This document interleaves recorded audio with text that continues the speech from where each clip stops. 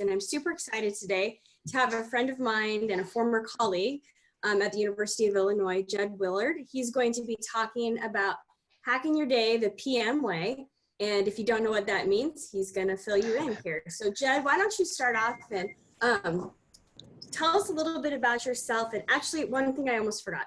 If you're new to this, I see a lot of familiar names as I look across the list. But if you're new, there is a chat bubble at the bottom of your screen. And if you click on that, it'll allow you to be able to type in questions throughout. So if Jed brings up something that you want him to dig into deeper, go ahead and ask a question there. And when he gets a chance to take a pause at the end of his presentation, we'll ask him those questions. So with that, this will be recorded and we'll be able to help push that out on social media after the fact if you have friends or colleagues who couldn't join us today. So now I'll turn it over to you, Jed, to tell us a little bit about yourself. Okay, yeah, so I'm sitting here in my cozy office here in Gifford, Illinois. So I'll have the video on here at the start just so I could say hi to everybody and you could see my wonderful face this morning, but then I'll click off and go right into the slides. So yeah, as Jennifer said, I work here at the University of Illinois. I'm a project manager at the National Center for Supercomputing Applications. I'll refer to that as NCSA from here on out because it's quite a mouthful to ramble that off throughout. So, and we love our acronyms here at the University of Illinois. I'm sure anyone else out there in higher ed has probably got the same situation. But yeah, so the guy talking started out with a bachelor's in career and organizational studies, went on to get my master's degree in management of information systems, and most recently became a certified PMP or project management professional. The bulk of my background is in web development, so 20 years in web development, spanning across IT and Marcom. That's how Jennifer and I actually come to work together, was through the in the Marcom space. The bulk of that time has been at the University of Illinois, but prior to that, working for Champaign County government. So yeah, spent a lot of time in the government higher ed sector. So yeah, went from a web developer to managing a team to then also to a project manager, where my current role resides. And I'm also a lover of GIFs and memes. If you say GIFs, it's okay. We won't argue about it now, but if you want to talk about that towards the end, we can do that. So I'm going to go ahead and click off the video here and just switch so we can focus solely on the slides. So, and we'll get into the meat of the presentation.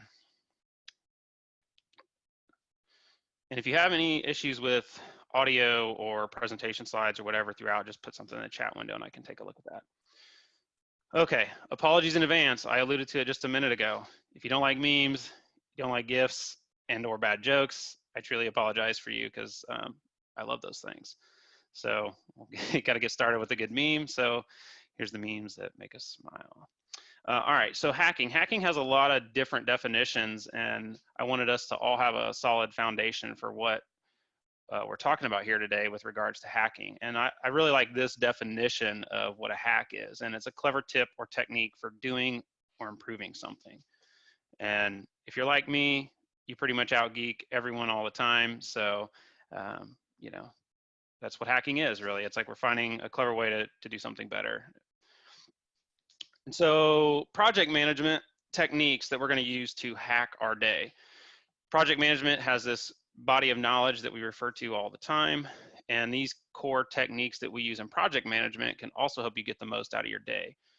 Tailoring, decomposition, sequencing, measuring, plan, do, check, act, and effective meetings. Tailoring. Project managers, we tailor all the time. We're tailoring the project life cycle, the management approach, whether that's like agile or waterfall. We tailor the change management processes throughout. How do you use this for your day to day? So the hack here, and we'll follow the similar format where I'll kind of give you just a little bit of background on what this technique is, sort of from the project management space, and then what the hack is, and then I'll give you a real world example. So along the right there, we have the hack. So how do you use tailoring to hack your day? Understand that organizations and projects, even within the same organization, are unique. So tailor your day, your processes, your workflow to your organization and or your project.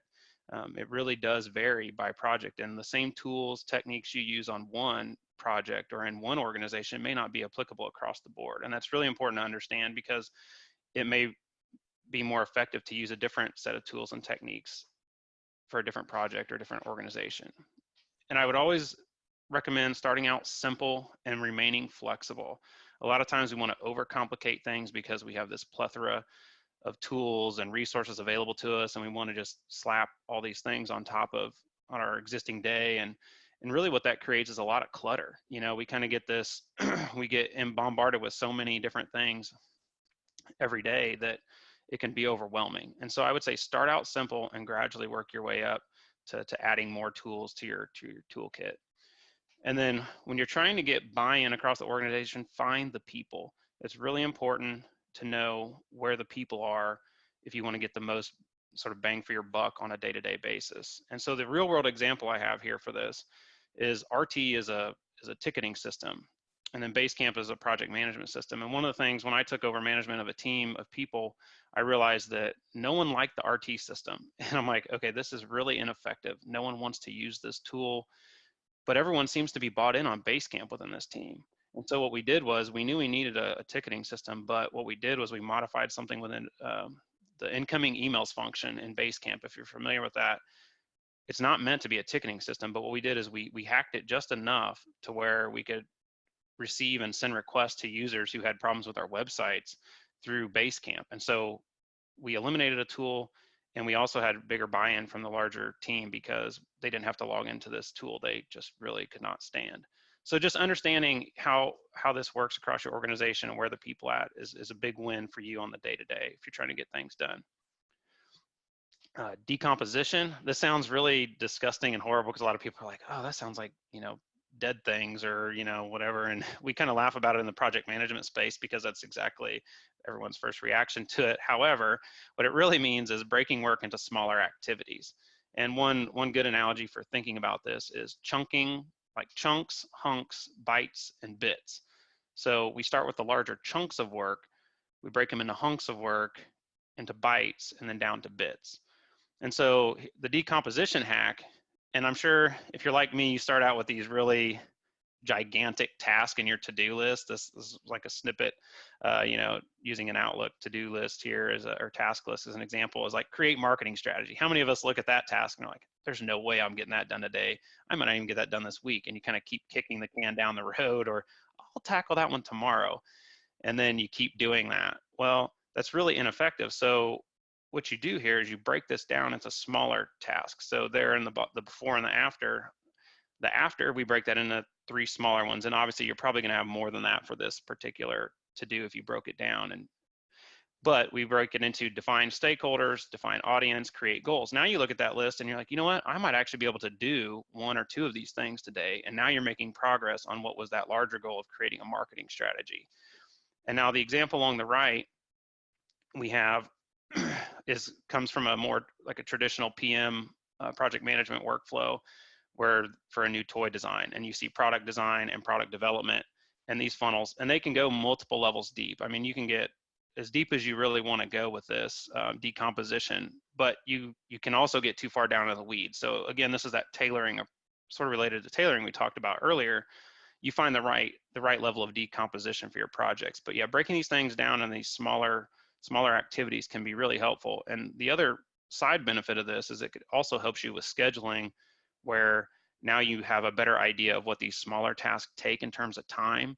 So like you might have a really general timeline for create marketing strategy, but as you go in and like, oh, define stakeholders, I can do that in 2 days. Define audience, I can do that in a day. Create goals, I can do that in a day.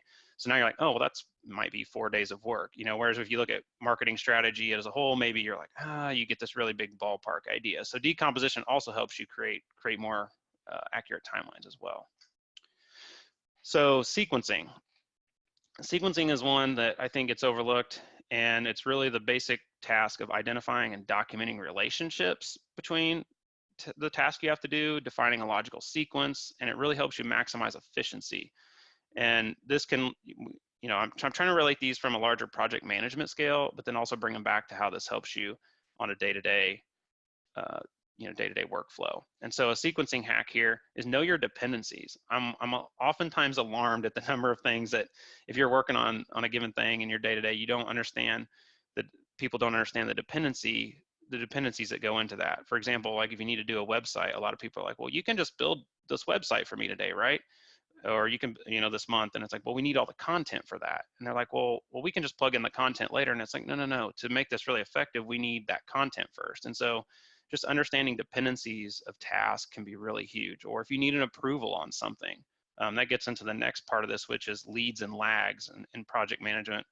It's essentially like the delay that you have on a given task is how we think about it, or the amount of time you have to wait after one thing is done to do the next thing. But we refer to it as leads and lags. And so, for example, if you know that you need to get your dean's approval or your boss's approval on some item, but their calendar is really tough to get on, and that's going to take you 2 months, well, plan that in. That's a dependency that you need to factor in. There's 2 months of lead time maybe to get on this person's calendar. Factor that into your workflow and your sequencing, and that'll help you maximize your day. So then you're not like, hey, I got this thing done. Well, now I'm waiting, 2 weeks, 3 weeks, 4 weeks to get it in because you didn't think about that dependency up front. And then stacking. So stacking is one of my favorite things to do. It can get kind of complex at times, but it can really help you maximize your day. You can do this on a daily level. So like looking at this I have a bigger example that we'll talk about in a minute, but just thinking about it on your day-to-day. So stacking might be, hey, I need to get approval for these 2 items today. Those emails only take a couple minutes. I'm going to come in first thing in the morning. I'm going to send those approval emails off, and then I'm going to dive into my 4-hour or 2-hour block of time I need to put towards this other to-do today. Whereas if you start in on your to-do and you wait 2 hours, 4 hours, whatever, to send those emails off, you may not get approval till the next day or the day after. So it's like essentially just overlapping things as much as you can to maximize your time in a given day, because you may send those emails off in the morning, get a reply by lunch by the time you're done with your other task, and now you can then act on those email responses. So just understanding how the stacking works and how some things you can't overlap, and that's entirely possible. However, the things you can overlap or the things you can run simultaneously, stack them as much as possible, and you can kind of cram more things into a day, a week, a month, whatever. And so the bigger example I have for this is when we stack web projects for the College of Aces. And what we did was our dean was tasking us with doing a lot of websites in a short amount of time frame. So we had content people working in some cases months out in advance of our design and our development people. So then that way, when design caught up from they were moving from project A to project B, they had everything they needed to then just do their task. And we had the stacking pretty significant by the end of the projects, and it really helped us maximize time and get things done in a really condensed time frame that otherwise wouldn't have been possible if we just all went from project A to B to C together. So measure. If you can't measure it, there's a great quote by Edwards Deming, you can't manage what you don't measure. And originally I had this slide titled, don't waste your time, because I think that's really what this means, is don't waste your time. Use analytics that's the hack here. Use analytics and data to measure what you're doing every day. I mean, think about it. It's kind of scary sometimes when what am I doing every day that I have no idea what value this provides to myself, the organization? That's a great way to get a lot of time back in your day. I mean, you may be doing things that, well, we've always done this thing. Well, that's not good enough. Put data and analytics behind it. See if it aligns with your strategic goals, your project goals, whatever they may be, and maximize your day. Trend spotting. And this doesn't mean guessing. This means using the data and analyzing the data to see where trends go. And one of the great examples of this is social media. Almost daily, it seems like we have a new social media tool popping up. And that's great. However, how do you know when to use it? Well, you get the data on this, spot the trends. A few years ago, you could see Twitter might be fading a little bit, and Instagram and Snapchat were coming up. And if you're watching the polls and the surveys that were out there from objective third-party places, you could see this trend quite clearly. And depending on your audience group, you might be wasting your time in a specific avenue. So you may be putting out posts on this certain channel that's just not providing the bang for the buck. So that's really where trend spotting comes in. And if you can do that, now you're spending your time on the tasks that matter each day and not spinning your wheels. Email is the same thing. You may get asked to do, I know our web team was always asked a lot of times to help with emails and other projects. And we're like, well, what value does this email really drive home? And what is our click-through rate on this? What is our open rate on this? And that's where analytics come into play. you really need analytics to help you back that. And then you can go to management and say, hey, this isn't really doing what we think it is. The return on investment, it might take you 4 hours or 6 hours each week, just really isn't there. Let's spend that time on something that really matters, or just get the time back to do other things that are more important. So plan, do, check, and act. This is another technique. It's really in our project management quality space. And what it means is iterate, like continual process improvement. That's the hack here. Don't do this one time and then just stop.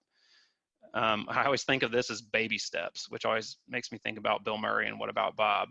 And it's just gradually adding the stuff to your process to make it better. And the example I have for this is when we integrated the web content strategist that I talked about earlier. It was a new position that we added to our team, and we had no way to really know how to integrate this person into the mix. And so it started out sort of in a passive way where we're like, okay, go review this existing website content and tell us how we can improve it. Well, then we're like, all right, on the next project, we're going to add this person into the mix from the start. And then, as I talked about earlier, we had them towards the end of this, we had them working months in advance. And so that was a gradual iteration of us planning, doing, checking, acting, and repeating that process on and on throughout our work cycles to know, okay, there's a better way to do this. And it was just that baby step way to get better at it. Effective meetings. This is this is near and dear to my heart because I spend so many times in meetings, and I'm sure a lot of you do too. And as we all know, we love meetings. They're the best thing in the world, but we spend a lot of time in ineffective meetings. Let's make our meetings more effective. How do you do that?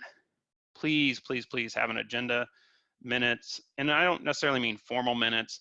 It doesn't have to be that detailed, but just have minutes that are, I mean, even if it's just a collection of what transpired, it doesn't have to be super detailed. Just that's helpful, so we can all go back and refer to it later. Follow that up with some solid action items.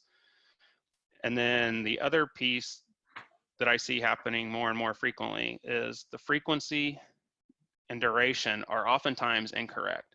So you may have a meeting, and some of this I think is because the tools give us defaults that aren't great. Like the duration, for example, might be a default of an hour in Outlook.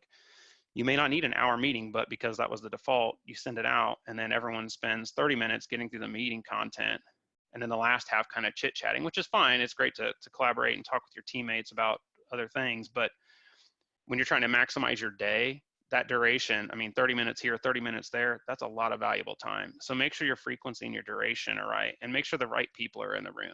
I would often ask my team members, because I wanted to enable them, I wanted them to get experience and grow. I would say, hey, do you want to come into this meeting and help? And a lot of times they were like, no, I've got plenty of stuff to work on, and they just didn't want to get sucked into that time frame. So you may think you're helping sometimes by asking people to sit in on meetings, but in some cases you may not be. So just ask the question, make sure the right people are in the room. You can still confer with those people if you need to get certain feedback along the way, but just don't feel like you always have to include those folks if they've got other things they'd rather work on. Defensive, so a couple of additional hacks here for meetings would be defensive calendaring. It was funny because Jennifer and I and Angie, we were talking before Angela, we were talking before the break, before we got started about coming back from the holiday break. And you're like, man, I've got a lot of stuff to do when I come back from the break. Well, one of the things I did was a little defensive calendaring. And when I came back the first 2 days, because I was out of the office for 2 or 3 weeks over the holiday, was I blocked off 2 days, big chunks of 2 days, to not sort of defensively managing my calendar so I wouldn't get sucked into meetings, so I could kind of get caught up after the break. And so that's something you could, even if it's just, and my boss does the same thing. He has a day each week where he has it's like a focus work day where he works on the thing. He puts this defensive calendaring mechanism in place, so he gets sucked into as few meetings as possible, at least 1 day a week, so he can focus on getting things done. And then this other one, chunking meetings. And what I mean by this is like clustering meetings together. I don't know about you, but meetings sometimes, I want to prepare for them before and after. And so an hour meeting at 2 o'clock in the afternoon might actually end up costing me 2 hours of my day. Whereas if I cluster meetings together, if it's possible, it's not always possible if they're physically located in different places. But if you can cluster them together, maybe you lose an entire afternoon on one day to meetings, but you get a whole, like your Monday afternoon might be lost, but then you get an entire Tuesday free of meetings. And I don't know about you, but I get really excited, almost like Will Ferrell here, when I don't have meetings in a day and I can get a lot of work done. So my example for this one is our weekly team meeting. When I was managing a team, they had kind of been using a format of like daily standing meetings, and they're supposed to be, you know, 10-minute standing meetings, like what you're working on a day.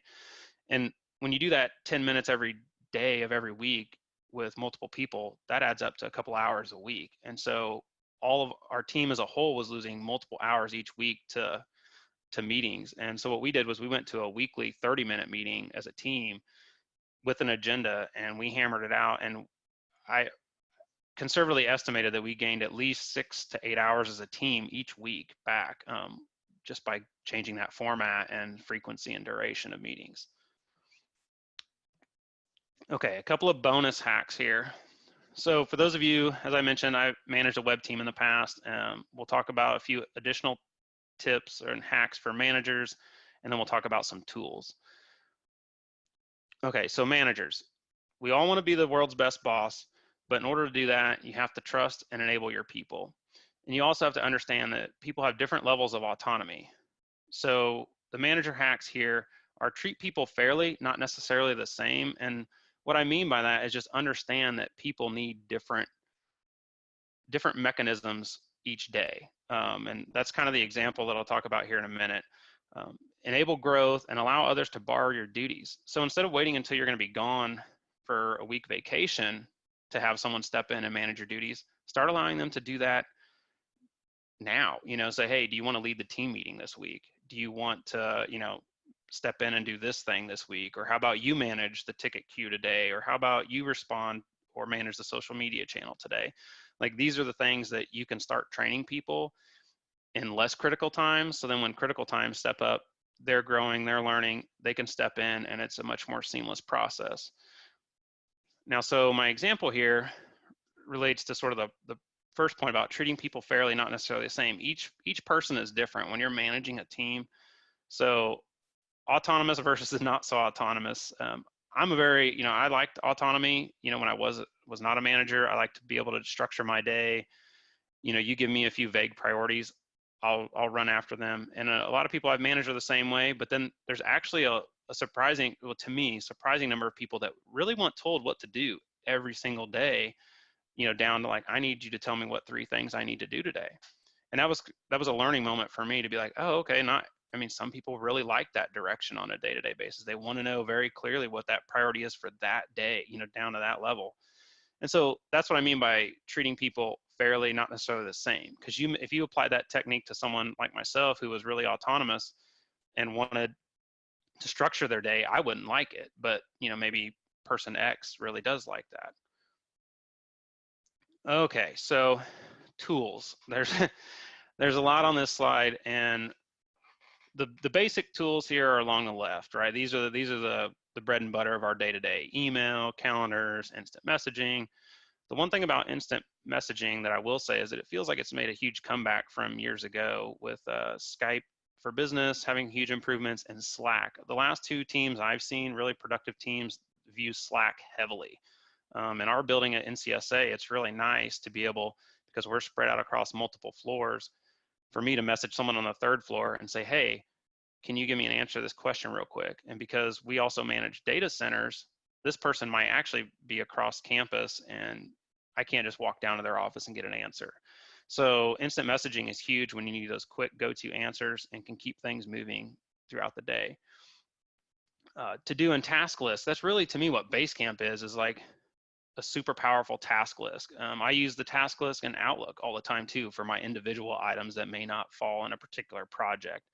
Simple reminders, things like that. That task list in Outlook has really evolved over the years, where it, at least on my Android phone, it's syncing now, things like that used to not work. So don't underestimate, you know, that's where you may already have to use Outlook for email. Well, maybe the task list can help you get things done on the day-to-day. Networking on our campus here, we're really decentralized. If you work in a project that's a nationwide type of project with collaborators from all over, talk with your peers and your colleagues. You might learn something. I know I've been on campus here 12 years, and each year I still learn something new that I never knew even existed. and that's just by talking to people and networking. Newsletters, again, these are not new tools by any means, but subscribe to industry newsletters and things that, you know, can teach you better tips and tricks. I learned a lot about photography, you know, early on in my career just by subscribing to a newsletter on photography. And there's a lot of great management, like Harvard Business Review has a management tip of the day that's a really good newsletter. Podcast, the folks that manage the 37 Signals, who does the Basecamp software, they have podcasts. There's a lot of really great leadership, you know, project management, other types of podcasts out there. And the cool part about podcasts, talking about hacking your day and stacking activities, if you have to make a commute each day, fire up that podcast while you're driving in your car to or from work. You know, now you're stacking an activity, right? You're driving home and you're listening to a podcast at the exact same time, because you can do those things simultaneously. Okay, so tool hacks. Here's things you want. Don't rely solely on tools. I think there's a notion out there that you can just quickly, you know, there's this magic tool that's going to solve all of our problems. That's just not the case in my experience. I mean, dealing with IT and Marcom, there's been tools at our disposal. I mean, they run the gamut, but they're not going to magically solve your to-do problems every day and make you get stuff done. In some cases, they can actually backfire on you if you're not careful. So that's why the majority of this presentation talked about sound techniques, processes, and workflows, because those things are like the fundamental building blocks. If you establish really good technique, process, and workflow, then you can stack the right technology, the right tools on top of that. And that's really important to keep in mind. And also, I could give you a really great list of tools for what I do every day, but the tools vary by industry. And so understanding that is really helpful. And I put this email equals email in here because I feel like email is way overused. Like email is it has a specific function to be this communication tool all across the world, and it's great at that. But if you get to be doing, I mean, how many of us have dug through that really, really, really long email chain to try and figure out what happened here? Yeah, that's not a great flow, and you get these really crazy inboxes because you're afraid to lose something. So use email for what it's good at. Don't get bogged down into doing too many things in email that you shouldn't be. And then excessive tools can mean diminishing returns. There's great to put tools on top of process, but at some point you can add too many tools. And now we're logging into one of the number one complaints that I received as a manager and overseeing a web team was like, man, we have to log into so many things. And people were really frustrated by that. So don't do that to yourself or your team by adding more tools thinking, well, this tool is going to solve it. Well, it may not. It may actually do the exact opposite. So the example here is tools overload. And that kind of goes back to the one I alluded to earlier with the RT and Basecamp integration that we did. We were able to remove a tool from the tool set, and the team was, you know, they're a technology focused team. They were adopting all these new tools as they came about. And what it did was it actually created overload where person A might be in this tool, person B might be in this, you know, they all kind of had their tools they liked, but the team was pulling in different directions because there were so many tools and some of them had overlapping functions. So really watch what you do with regards to adding tools to your tool set, because like I said, it can be too much of a good thing. Sorry, took a quick drink. Quick drink there. Tools. So we have all kinds of tools that run the gamut. I'll go through some in different sectors here, like project management. We've talked about Basecamp, really clean, great tool. Microsoft Teams is one I've seen starting to gain some traction, along with Microsoft Project is another tool. For the media folks out there, I know we worked a lot with writers and content staff, and they would be doing interviews and other things where they needed to get text transcripts, and also our accessibility. You know, if you need to have a transcript or a caption for a video or an audio file, some of these tools can be really helpful, like Dragon Naturally Speaking Software, Kaltura, and Otter, which is another one that was really popular. Analytics and data tools for the web. Google Analytics has always kind of been the powerhouse here for at least for the last who knows how many years, but there are many tools out there. On the social media side, you have Hootsuite. That's got a really great analytics component to it, but there's a bunch of them out there. And then as far as data sources, when I talked about the social media, like knowing where the trend spotting is the trends are occurring, Pew Research, they're a third-party group that puts out a lot of really great research on how people use media, you know, like, oh, ages 18 to 25 or on this media channel X number of hours a day, so on and so forth. they do a lot of research into a lot of these public spaces in that regard. So really valuable place for data. Gallup, they do a lot of polling as well. A lot of workplace polling, which is actually kind of fascinating to understand what drives and motivates people in the workplace. And then Harvard Business Review, like I said, they have a really great management newsletter, and they put out a lot of really fantastic data and articles as well. And then like software development. So for me, being at NCSA, we do a lot of software development and technical things. Jira is a really great tool for that. It does like bug tracking and software development, content management systems. WordPress is kind of the number one system out there right now, but there's many others. Like we use Drupal a lot at ACES when we were there. So there's a lot of options to you there, but there's oftentimes not a need to reinvent the wheel here. A lot of these tools exist and they're really powerful. Browser Stack is another tool, and that's one that is essentially an app and cross-browser testing suite. So you can do interactive cross-browser testing, and that's really powerful if you have a lot of apps and websites you need to test. And this one, I saved it for the end because I think it's the most fascinating to me, is AI and bots. And this doesn't mean you have to know anything about programming to do these things, but these tools, UiPath is one of the more recent ones that I learned about. And their slogan for UiPath is, we make robots so people don't have to be robots. And I'm like, that's really, and their tedium is our medium is another one they put out there. So the example they list on their website is where they actually create a bot that logs into a website, downloads like resumes, evaluates candidates, and accepts or rejects candidates. Now, you may not be able to do that in certain public entities, and then maybe that's not a workflow for you. However, imagine the possibilities here. If you have some repetitive task that you can automate like that, imagine how much time you would get back in your day-to-day. So that one's actually quite fascinating to me, and one that we may explore for some of our repetitive tasks. And then IBM Watson, this is one that you've probably seen these things where they have like a chat bot on the website, and maybe you can enable, and that's really a lot of times what they are, is it's a bot that is scouring the website. So when you put in the text, like, how can I help you? You put in the text, it goes and scans the website and points you to a web page on the website. Feels like you're dealing with, a human, but you're actually dealing with artificial intelligence here that's telling you, here's where to go, here's how we can help. Maybe it's querying a backend database as well. And the cool part about a lot of these tools, you don't have to know any programming. They have some really nice interfaces to help you build these things. And we plan to put an IBM Watson client on our website at some point to help, because we think it'll reduce our admin's time interacting with our ticket queue. So the bot can hopefully head off some portion of task, even if it's, let's say, 10% of task. That saves our admins a significant amount of time they have to interact, and maybe we can also get users answers even faster too. So it's kind of beneficial on both ends of the spectrum here. IFTTT, it's if this, then that. They have some really cool things you can automate.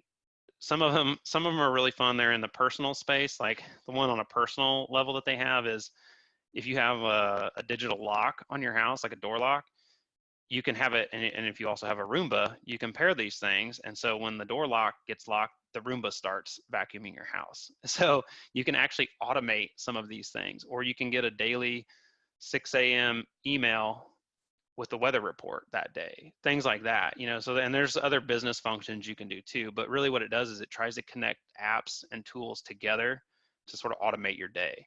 And so you start thinking about that and you're like, I do this one thing every day. Like I go and I check the weather, or I go and I do this. Well, what if you could automate that every day and save yourself 10 minutes here, 10 minutes there? That all adds up and lets you maximize your day. So the hack recap, we talked about tailoring. Each organization and project is different. We talked about decomposition, breaking tasks down into smaller activities. Talked about sequencing, getting those dependencies right, stacking, measuring, make sure you're valuing your time every day. Spend time on the activities that truly matter. Plan, do, check, and act, which essentially means continual process improvement. Don't do that thing once, continue to iterate through it and make it better.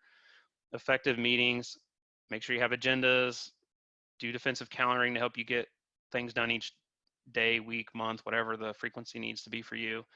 And then managers, remember, trust and enable your employees. And then the tools we talked about, they vary by industry. Don't over tool right out of the gate, but use the tools on top of a good process, and they could be really helpful. And with that, I'll open it up to questions. All right, let me see if I can. Jed, can you see the questions okay in the Yep, chat? I can see them. Want to read it? Do you want to just say it out loud so people who are calling in can hear it too? Yeah, so we have a question here, which is, what is the best way to sort through all the available tools and stay on top of them without wasting time trying new things always? Yeah, that's kind of a tricky one, but what I would say is, so when I was managing a team, it may be tasking one individual, whether, I mean, in the case of a management role, like with Microsoft Teams, it started to really gain traction. And I was like, you know what, I'm not going to force the team to go dive into this tool and all of us waste our time. I'm like, you know, let me see if this even works for us as a team. And so I would go in, create an account, and I might just spend 2 or 3 hours tinkering with it, you know, to see if it was viable before pushing it on to the larger group. And in some cases, like if you're, another way to do this, you know, send off an email. I see that oftentimes, with news listservs. Listservs are really great for getting a quick feedback on a tool. Like we see that a lot here on our campus, where someone might email our campus communicators list and say, hey, is anyone using Airtable, or is anyone using, you know, this tool out there that everyone's using? And you can get some really quick feedback. And actually that's how the Otter tool, the transcription tool that I talked about, that came about on a listserv. And I mean, there were about a dozen writers that tried it and they were like, this is amazing. This, like, game changer was thrown out there, you know, as how much it was going to save people time. And so really just asking around is another great way. So okay, so we have another question. Does that answer your question on the sorting through the apps before I move on to the next one? If not, just post another follow-up in there and I can elaborate on that some more. So our next question is, any suggestions on protecting from the drop-in meetings? So protecting from drop-ins is kind of tough because, you know, if you're there and they see you there, you can't really get away per se. But what I found is the meeting after the meeting. That's one you can absolutely protect against. And the meeting after the meeting is when the chatter starts. I mean, this sounds horrible. So I'm just like, okay, bye, and you know, and you just leave, because if you kind of linger, then you get sucked into some of those things. The drop-in meeting is pretty tough, but there are other meetings that you can avoid, and avoid getting sucked into those additional meetings that you really didn't intend on having. But yeah, unfortunately, the drop-in one's kind of tough because you're there, and you know, there's really no way to get away from someone who's trying to talk about that. But hopefully that other tip helps for how to get away from the meeting after the meeting. Okay, so the next question, any tips for a team that is committed to Microsoft tools but without the MS project component? So Teams, Planner, etc. Yeah, committed to Microsoft tools, again, this can be an organizational thing that's really hard to combat. However, I think if you can show the benefit, if you have data, this is again where data can come into play. If you have an industry, you know, you have industry peers or an industry survey that you can point to that says, well, look, a lot of our peers are using this tool. I mean, we're actually experiencing that too here at NCSA, where they're like, we need to adopt a center-wide project management tool. Our peers are doing it. We're going to kind of get left behind if we don't also adopt some strategy of that nature. And I think that's one way you can do it. And I hope I'm answering your question here. The project component itself is really, you know, really beneficial for project managers. But what I would do as a project manager and leader of a team is I would use that tool and kind of relay that information to the team without forcing the team into it. You know, that was where trying to be flexible was like, here, I would show them the big, large schedule that Microsoft Project created, but I wouldn't force them to necessarily go in and use it. And I know when I first brought up Microsoft Teams to my team, they were like, they kind of rolled their eyes and were like, oh, we don't want to use that tool, you know? So when you get that kind of resistance out of the gate, it can be tough. So I went in and I evaluated it, and ultimately the evaluation didn't really bear any fruit. So I didn't have to sort of fight that battle. But yeah, sometimes it can be just getting a grassroots effort too, like enabling a person on your team to go do some exploring. And then, so if it's not coming from the manager saying, hey, we need to use this tool, maybe a team member's like, hey, I think we should check this out. You might get better buy-in that way too, to experiment with other tools. So hopefully that answers your question. But yeah, that's a tough one if there's some ingrained tool sets out there. Do we have any other questions out there?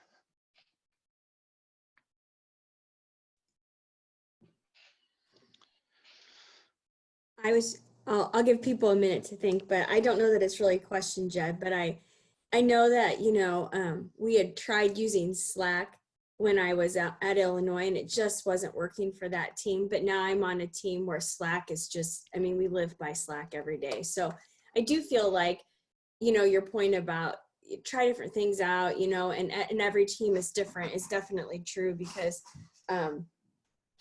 I love it now, but it wasn't really the best tool for when I was in an office with people and we were all right beside each other. It added more to our day than it helped.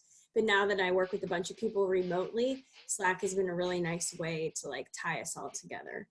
Yeah, that's a perfect example of, tailoring the tools and understanding, finding where the people are and all those things. Yeah, because it's great in remote teams or distributed teams for sure. Mm-hmm. Are there any other questions out there from anybody? Or any last thoughts, Jed? Or we're doing excellent on time. I appreciate it. Yeah, I expected you as a project manager to make sure that we were done by 10:45, and you've done. Well, good. I'm glad I could keep us on time here, because yeah, I don't want to drag anybody into any additional commitments today. Well, thank you so much. We really appreciate it. And I know I learned a lot and got some great takeaways. And please make sure LPC members and friends on the chat, be watching for this to come out on our LPC Facebook page and share that and let people know about it so they can check it out. And again, thanks so much for joining us. And we look forward to discussing some of the new LPC contest rule changes in February.